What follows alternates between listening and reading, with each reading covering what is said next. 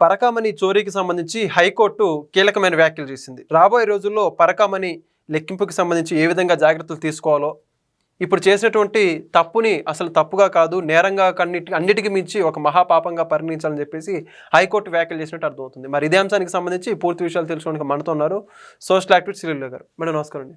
నమస్తే అండి. మేడం, మొత్తానికి పరకామణి చోరీ గురించి హైకోర్టు ఏమైనా వ్యాఖ్యలు చేసిందంటారు? దాని గురించి మీ అభిప్రాయం ఏంటి? హైకోర్టు వ్యాఖ్యల గురించి ఇక్కడ మనం చాలా సందర్భాల్లో చెప్పుకున్నదే పరకామణి విషయంలో.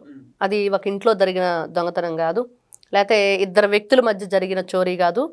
అది లక్షలాది కోట్లాది మంది భక్తుల యొక్క మనోభావాల మీద ఆధారపడి ఉంది అని. ఎందుకంటే వాళ్ళు చేసిన పని అలాంటిదో చూసాము. దాన్ని ఎవరైతే సపోర్ట్ చేసిన వ్యక్తుల మాటలు విన్నామో దాంట్లో ఒక వ్యక్తి ప్రాణాలు తీయటం కూడా మనం చూసాం, సతీష్ కుమార్. మరి ఇన్ని విధాలుగా జరిగిన దీనిలో ఈ రోజున హైకోర్టు ఇచ్చిన ఉత్తర్వులు కానివ్వండి, దాని మీద తన అభిప్రాయం కానివ్వండి, అందరూ కూడా ఏకీభవిస్తున్నాము.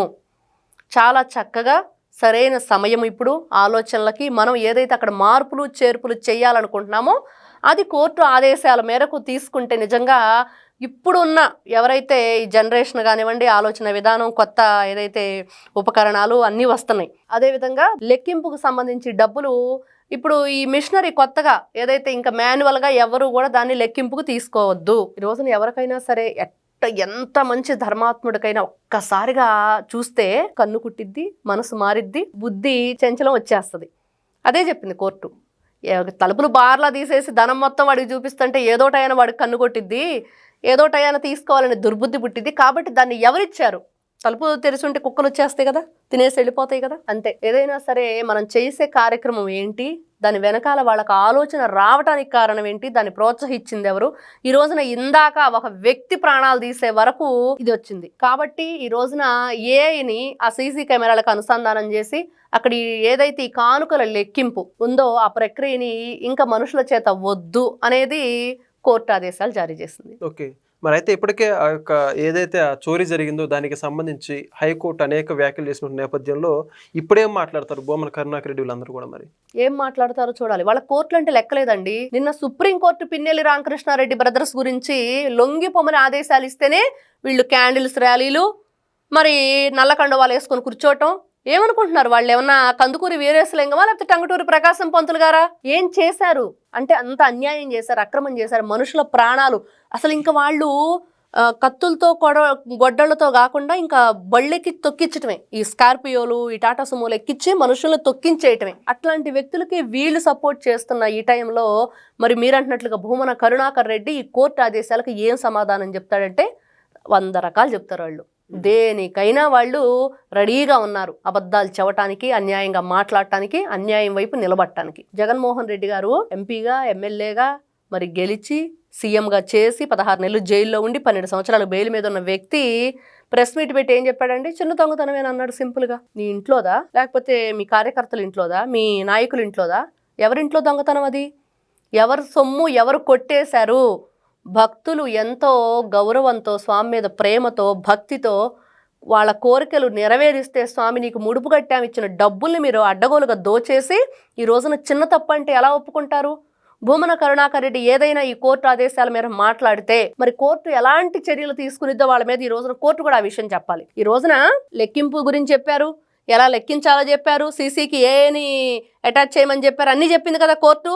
మరి ఈ రోజున మేము ఇచ్చిన ఆదేశాలను ఎవరైనా ధిక్కరిస్తే వాళ్ళ మీద ఎలాంటి చర్యలు ఉన్నాయి కూడా చెప్పాలి. ఇక నుంచి అది కూడా ఒక పాయింట్ అయ్యిద్ది. ఎందుకంటే వీళ్ళు ఈ విధంగా మాట్లాడతారని, ఈ విధంగా చిల్లరగా ప్రవర్తిస్తారని చెప్పి తెలియక మరి కోర్టు కొన్నే చెప్తుంది.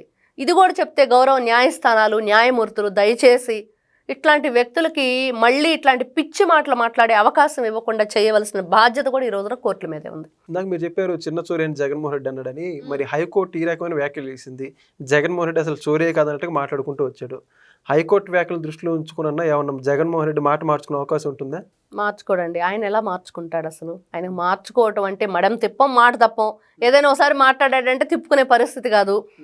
మనం 2019 నుంచి 24 మధ్య అసెంబ్లీని చూస్తే ఎవరికైనా ఏం గుర్తొచ్చిందంటే ప్రజలందరూ ఒకటే మాట చెప్పారు, తిహార్ జైలు ఖైదీలను చూడాల్సిన అవసరం లేదు, 2019 తర్వాత అసెంబ్లీ లైవ్ చూస్తే సరిపోతుందని. అలాంటి వ్యక్తులు వాళ్ళ మాట తీరు, వాళ్ళ ఆలోచన విధానం, వాళ్ళ బాడీ లాంగ్వేజ్ ఏది కూడా తిహార్ జైల్లో ఉండే ఖైదీల కంటే దారుణంగా ఉంది అనేది. మరి అట్లాంటి వ్యక్తులు ఇలాంటి వ్యాఖ్యలు చేసినప్పుడు తిరిగి మీరు ఉపసంహరించుకుంటారా? మీరు చేసిన వ్యాఖ్యల్ని మరి దానికి క్షమాపణ చెప్తారా? తప్పు మాట్లాడేమని ఒప్పుకుంటారంటే పొరపాటును కూడా ఒప్పుకోరు. పోలీసుల్ని బట్టలోడు తీస్తారన్న వ్యక్తి ఏ రోజున క్షమాపణ చెప్పాడా?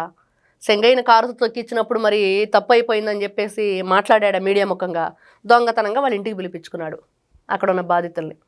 మరి కాబట్టి ఇలాంటి వ్యక్తులు వాళ్ళ ఆలోచన విధానం వాళ్ళు మార్చుకోరు. వాళ్ళు ఎప్పుడు కూడా తప్పు అయిపోయింది అని చెప్పేసి మాట వెనక్కి తీసుకోరు అనేది మాత్రం జగన్మోహన్ రెడ్డి అండ్ బ్యాచ్కి మాత్రం ఎక్కడ మనం ఆలోచనకు కూడా రానివ్వకూడదు. వాళ్ళు మాట మార్చుకుంటారంటే మార్చుకుంటారు. ఎట్లాంటి విషయాలు, ఇచ్చిన హామీల విషయాల్లో మాట మార్చుకుంటారు, ఏదైనా వాగ్దానం చేస్తే మార్చుకుంటారు, మద్యం అనేది లేకుండా చేస్తారన్న దాంట్లో మార్చుకుంటారు. మరి ఇలాంటివన్నీ మనం విని కని చూసి అన్నీ కూడా 4 సంవత్సరాలు నరక యాతన అనుభవించే వైఎస్ఆర్సీపీ పార్టీతో రాష్ట్ర ప్రజలందరూ ఇంత చూసిన తర్వాత మళ్ళీ ఏదో వాళ్ళ నుంచి ఎక్స్పెక్ట్ చేయటం అంటే మాత్రం జరగని పని. Thank you. నమస్తే. Please subscribe to Leo News for more videos.